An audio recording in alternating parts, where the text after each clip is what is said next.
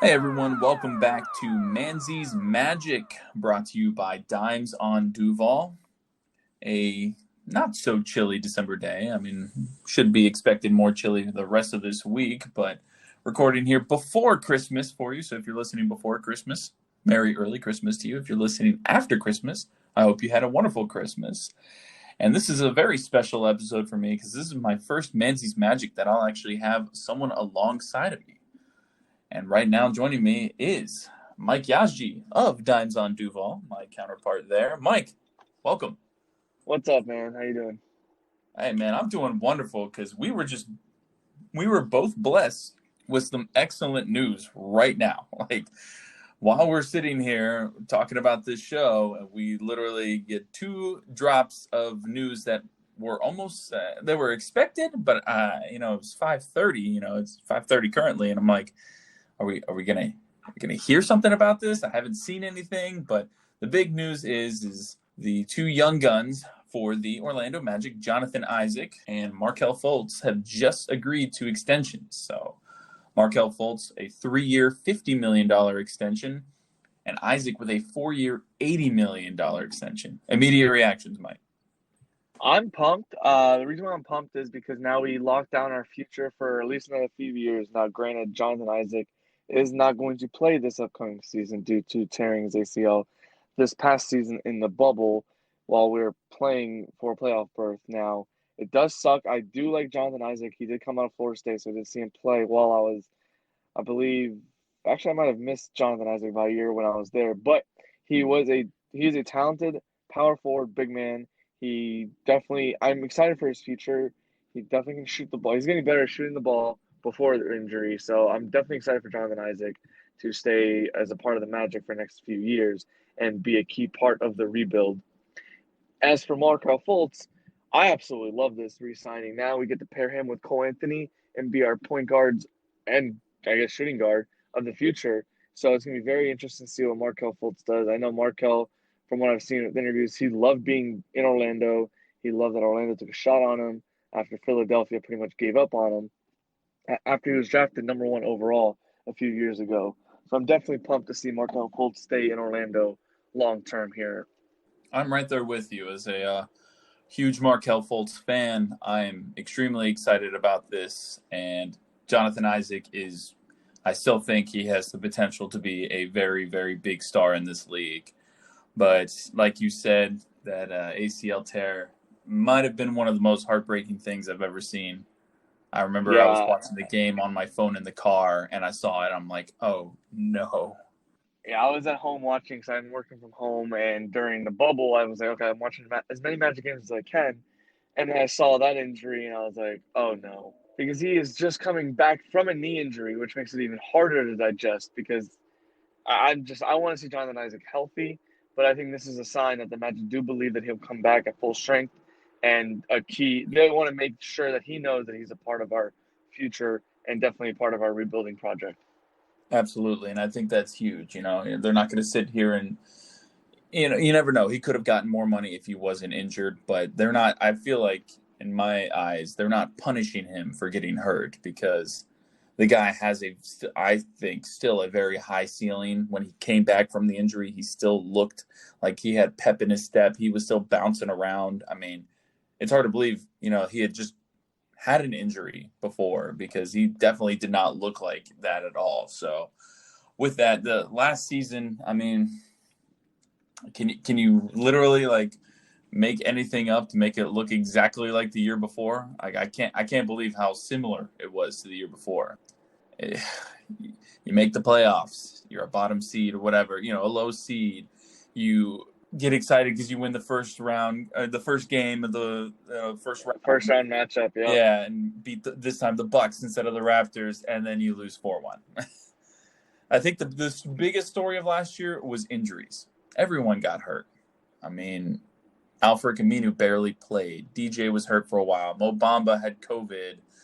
I'm trying to think of anyone who didn't get hurt. I don't know if did Khem Vooch Birch would be did the Birch. Vooch was Vooch. hurt a little bit. T. Ross was hurt a little bit. Yeah, Isaac, Gordon, Fultz, Evan, everyone all of missed them. time. All of I'm them pretty were sure hurt. everyone missed at least a game or two, Yeah, so it really did W. impact us, Yeah, especially in a short NBA comeback from the suspension, so definitely did not help things, especially when we're trying to make the playoffs. Every game mattered, and yeah, injuries bit us in the butt, and we weren't gonna do anything anyways.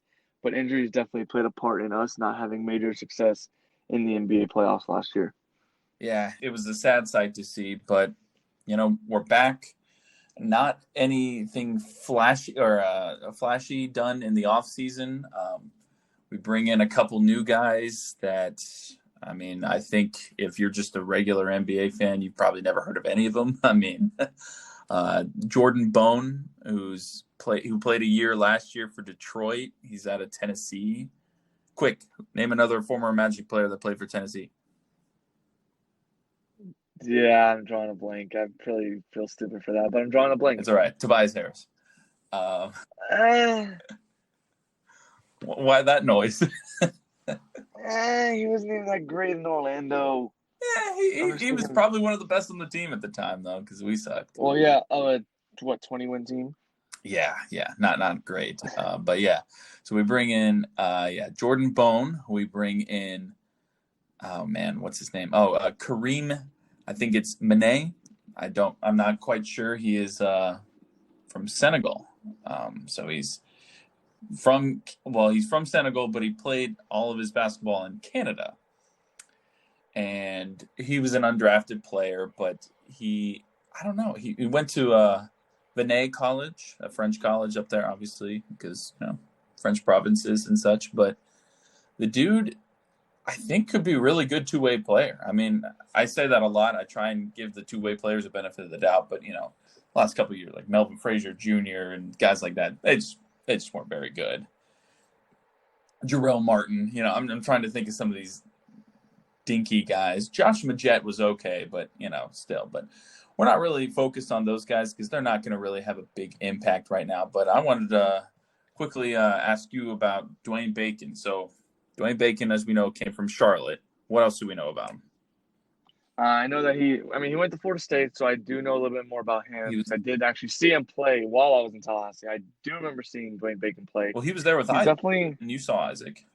no Dwayne Bacon stayed for 2 years, I believe, and and Isaac was only a one and done player. Okay. So I'm not. Okay. I believe I missed Isaac by a year, but I know for a fact I saw Dwayne Bacon because I remember when I was in college, I did see some games. There were some fans dressing up as bacon slices. So that's something that was very popular at Florida State when Leonard Hamilton was getting the program back and running up to where they are now. But that's beside the point. As for Dwayne Bacon, he is definitely someone who can be an aggressive scorer if he wants to be. He is someone who does get back on defense. I think he does a solid job on defense. Now, the only thing I do question about him sometimes is his shooting. I remember his freshman year in college, he was an okay shooter. He improved his sophomore year. And I think he's improved slowly every year since he came into the NBA. Now, I do think his biggest issue is consistency, which we all know as Magic fans is our biggest issue Absolutely. when it comes to shooting. So I do think Dwayne Bacon can bring a spark off the bench, can score when needed. Now, he's not going to be an at-will dominant scorer, but I think he'll provide probably about 12 to 13 points, maybe off the bench, maybe 15, depends on the night. He can go for 20 a night. It just depends on how much they want to use him. And especially if the Magic do decide to deal Evan Fournier, I could see him getting a lot more playing time if they do decide to trade Evan Fournier and his expiring contract. That would be exciting to see. Bacon, has a relationship with Coach Clifford as well, so that is a nice addition too, since Mm-hmm. both Charlotte guys. But another guy that's young.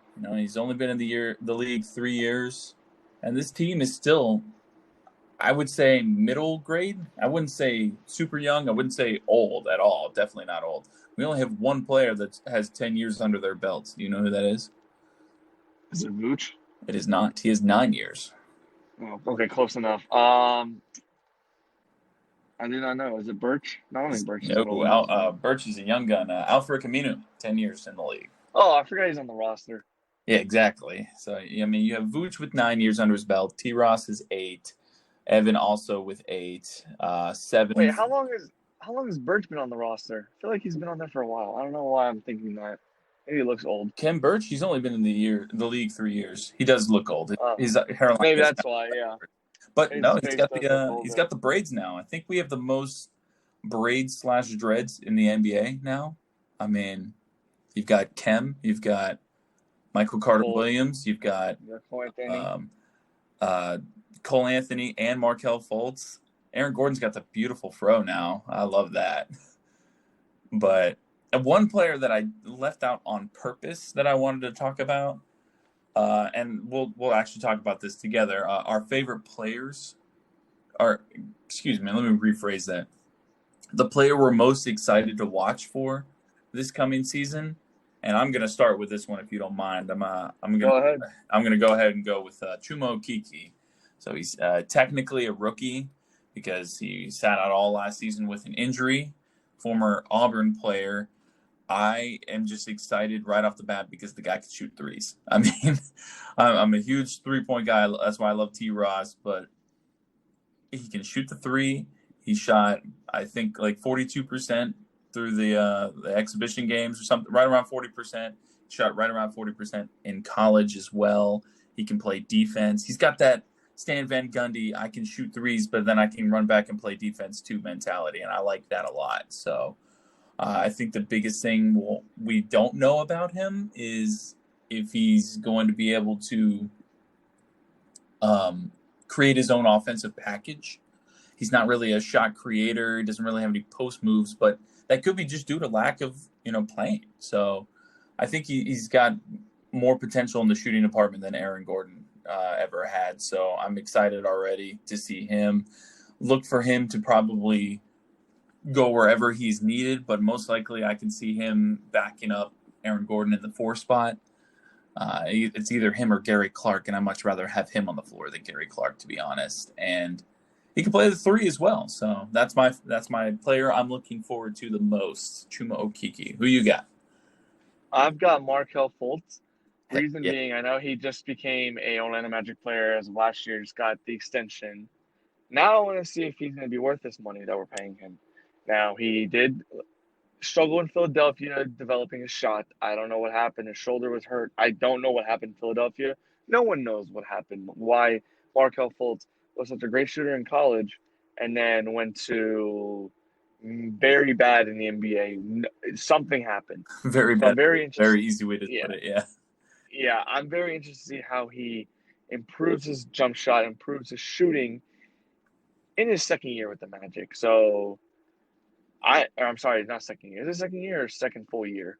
Second full year. He kind of Yes. goofed off on the bench. Or, I don't know. 2019 was a weird year. I don't remember what happened. Yeah. Yeah. But yeah. So I definitely expect to see I want to see some improvement from Markelle Fultz in that aspect of the shooting because we desperately need shooting. And that's why we drafted Cole Anthony this year because that's also something I'm interested in, both those point guards. One to see how they gel together because Anthony and Fultz will be our backcourt of the future, more than likely. Yeah, with So the departure of DJ Augustine, that definitely left a hole for the backup. I mean, MCW's there, but I don't know about a hole. I don't know how big of a hole you're talking about, but I mean, a guard that can shoot. How about that? that's fair. Yeah, and Cole Anthony, I think if he plays well enough, Clifford's gonna have to say, "Look, Fultz, Markelle, Cole, you guys are both gonna be on the court at the same time. Let's see what we can do." And And I think that could cause some real quick ball movement. Could really make things interesting to watch for Orlando and the offense. And I just want to see Markelle get better at shooting because we know Cole Anthony can shoot the ball. We saw it in college. oh yeah, Now I just want to see if Markelle can bring back what he had in college at University of Washington. So I'm definitely interested in Markelle Fultz develop his jump shot and get better at shooting and be more efficient as a shooter and trust his jump shot more because I know everyone when you're a shooter you don't want to lose that faith in your jump shot. So I definitely want to see Markelle Fultz keep that trust in his shot and never give up on it because he's definitely a star and possibly a star in the making and is a baller. I definitely agree. I would love to see more of that. I mean, we already know how crafty he is around the rim. I'd love for him to be able to stretch offenses, or stretch defenses, excuse me, because it's sometimes tough when the defense knows that he's coming down the floor. They know they can give him about 3 or 4 feet because they're not going to expect him to pull up because 9 times out of 10, it's probably not going to go in. And we did see slight improvement last season, but I definitely, I want to see that next step for him. So that's about it for the Magic portion of what we wanted to talk about. If you guys, Quick question, Keith. I want to add one more thing. One question for you. Yeah, go for it. Rank these 3 players in terms of trade people you're more likely to trade away. Evan Fournier, Aaron Gordon, Nikola Vucevic. Who are, in your opinion, rank those 1 to 3? Who would you most want to get rid of, and least in order to least? I most want to get rid of. Yes. Oh, okay, that's easy. You're good. No, I was thinking like as the team. I'm like, oh God, I don't know. Okay, number so who would you? Okay, we'll go with you first, and I'll talk about maybe the team. All right, just quickly on the team. I'll go with number 3 as my the last option I'd like to trade, and that's going to be Aaron Gordon. I don't want to trade Aaron Gordon. I like what he's becoming. I still think he has more improvement ahead of him, and I think he is more than like say, Mo Bamba or something like that, of somebody that like had a high ceiling but would never reach it. I think he can reach that ceiling. And then we skip ahead to number 1, most to trade, Evan Fournier, because golly, man, the guy's 28 and still just has one aspect of his game. It's shoot and miss and shoot and miss and get fouled and drive and miss, and it's just frustrating as a fan, to watch that over and over and over again, which leaves Vucevic as number 2.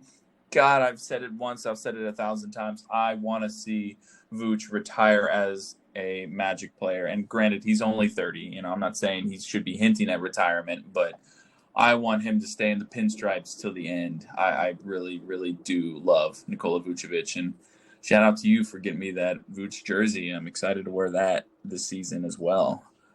Yes, sir. So my thought is, 1, I agree, 1, Fournier.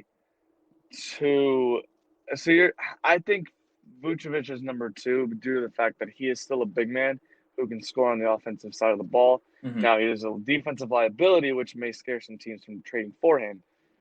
But I don't know. I think Vucevic has the most trade value.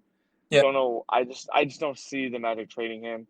But they have to pick between him. They have to pick one of these to trade away eventually. They can't keep all 3. I don't think they're gonna keep Fournier longer. I don't know. I don't think they could. I don't think they could live with themselves in front, or they couldn't face this fan base if they traded away Aaron Gordon after trading away so many other young, I wouldn't say stars, but young prospects, and just like, I really don't think they could live with themselves. People would riot. People would want to burn Alex Martins to the stake. I think they already want to do that a lot, but that's no. So you think? Do you think any of them get moved this year? Just to recap on the Magic, segment. I don't. I something crazy would have to happen. There would have to be someone that really, really catches the front office's eye for that to happen. But I don't know. It's kind of 2020 has already been weird, and I just don't see it happening just because of the fact of, either A, injuries, B, just, hey, you know what, let's just run this back and see what happens here and maybe increase or, see what kind of trade value we can get for these guys. Yeah, I think that if anyone had to get traded, I think Fournier is not going to be a part of the roster by the end of the season. I just don't. I would love that. Our listeners would love that, but I don't see Fournier staying on the Magic this long. He's getting overpaid. Someone's gonna take him because he's a shooter. He can shoot. So some playoff team that's looking to make a deep run, who's missing a shooter, could possibly trade for him. So we'll see. And that's fair. Just because he is in the last year of his contract, so it would be an easy just, what's his name? J.R. Smith move, where you sign him for the rest of the season and just be like, all right, well, show us what you got. Shoot a couple threes with the second unit, and then come back out. And if we want to re-sign you, we will. If not, go sign with the Pistons, or some random team, So, yeah, I like that. So if you guys want to hear more Magic stuff, send stuff our way. We'd love to talk to you. I mean, Mike's here, if he's not here, I don't mind either way because I like to have another perspective. Like that question was a good question I never would have thought of. But if you guys want, we can talk more NBA too. We have one little NBA segment here. But if you want to hear more NBA on Dimes on Duval, if you want to keep it as just a separate entity like this, I don't mind.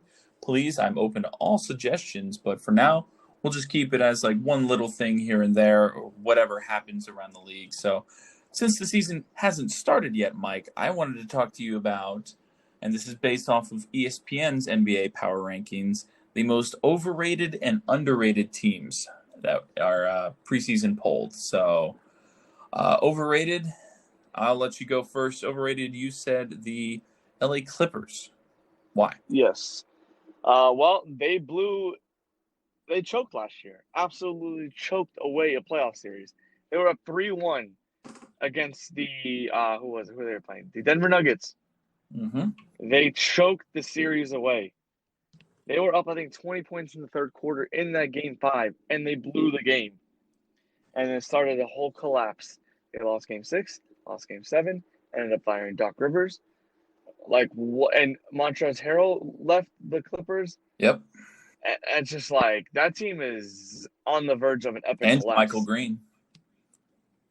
I'm sorry, who? And JaMychal Green, too. He was a key reserve.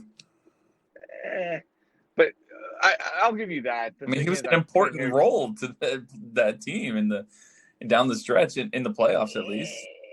Well, it didn't help them that much. But anyway, because I didn't really hear the name because of the connection. But Either way, yeah, the Clippers right now I think are overrated. They are. Paul George, I still cannot believe he got an extension and everything. I was like, okay, what?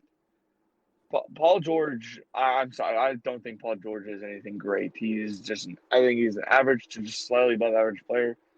He's going to ruin this team. I don't think the Clippers, they're going to make the playoffs, but they're going to be the first round exit next year.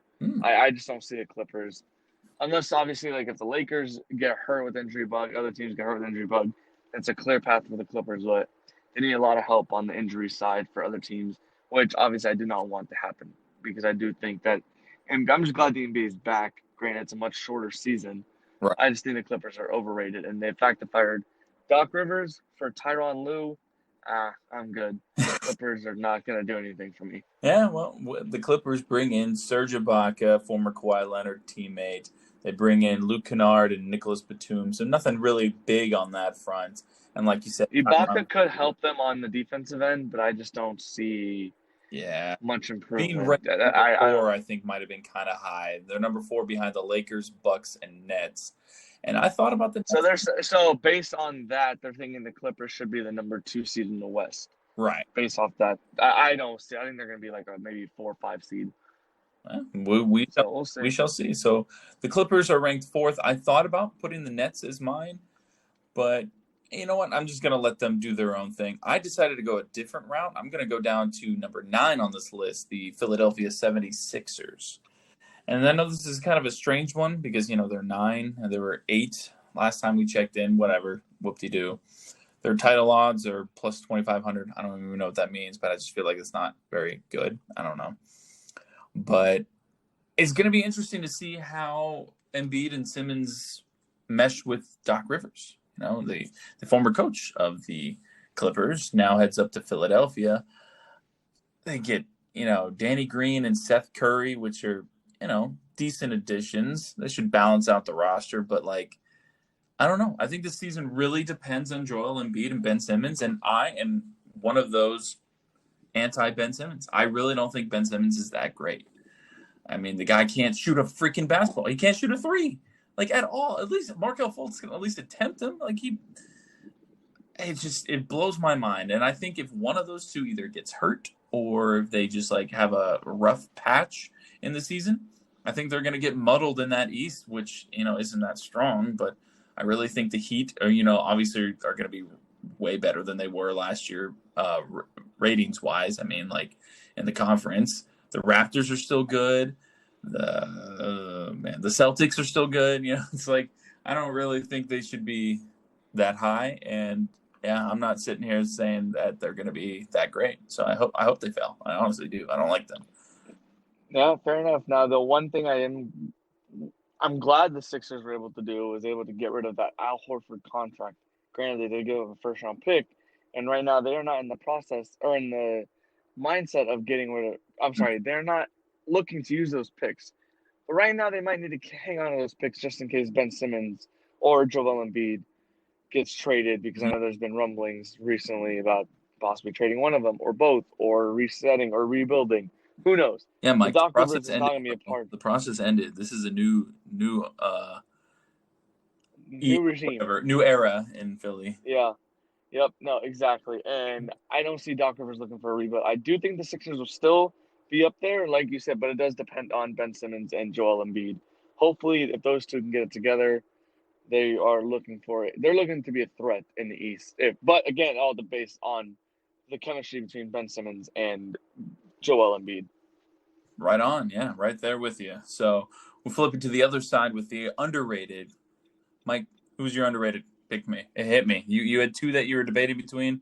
Which one you got? I'm going with the Washington Wizards. I'm going with Wizards because I am very curious to see how this Russell Westbrook Bradley Beal duo works this year. What Wizards did trade away John Wall, that was their franchise cornerstone for the last like 6-7 years, and he lately has not played the last two. But I do believe that John Russell Westbrook, I'm sorry, adds a new dynamic that John Wall could not, and that is health. Russell Westbrook has been one of the healthiest players in the NBA, and hopefully pairing him with Beal, who is an excellent player in his own right, will help them get over the hump. And also, just Russell Westbrook now, he's not going to win. They're not going to win the NBA Finals with this team, no, but they'll possibly contend for a late bottom They of they could this take that spot from NBA us. playoffs. Yep, they could take the 8th spot from Orlando Magic, be in the contention for the playoffs. But I think adding what helps the Wizards immensely. Absolutely. And the development of Rui Hachimura, the ninth overall pick in Denny Avdija and Cassius Winston in the second round is good. They signed David Bertans and Robin Lopez. Good additions that should definitely help them out. I just, man, I hate to see that because they're in our division and I have to go right across to the Atlanta Hawks. I can't believe I'm saying this. So the Wizards were 19th and the Hawks were 20th. I think both of these teams are better than that. The Hawks just decided to say, let's just sign anybody we can. Bogdan Bogdanovic, Rajon Rondo, Danilo Gallinari, Tony Snell, Solomon Hill.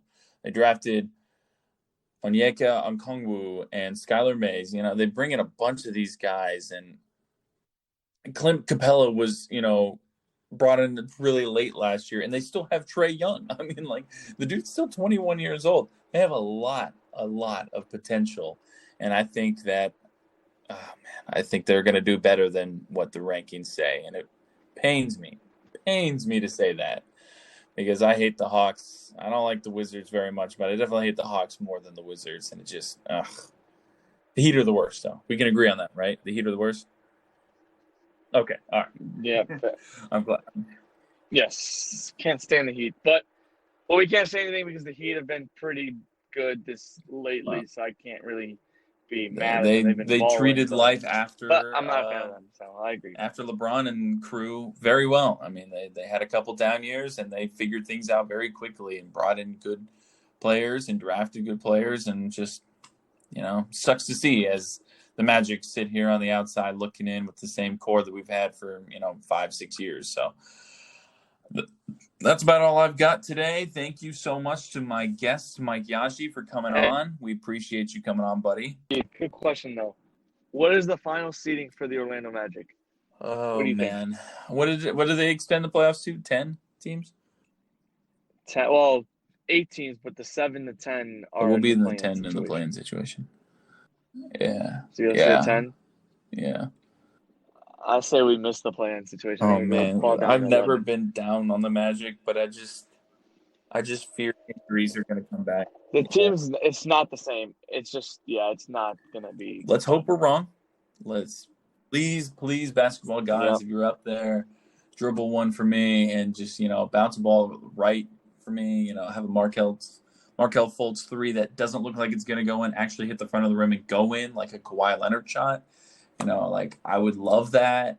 Let us beat the Heat. I'd love to beat the Heat at least once this year to shut up some of the people that, talk so much junk to me. I mean, yeah. Hey, man. At least we're not the Cavs. Don't get your right? hopes up. But we're not the Cavs Knicks. might be better than us. We'll see. Okay. I agree with that. No, one last thing. Just wrap it up. I know let's wrap up soon.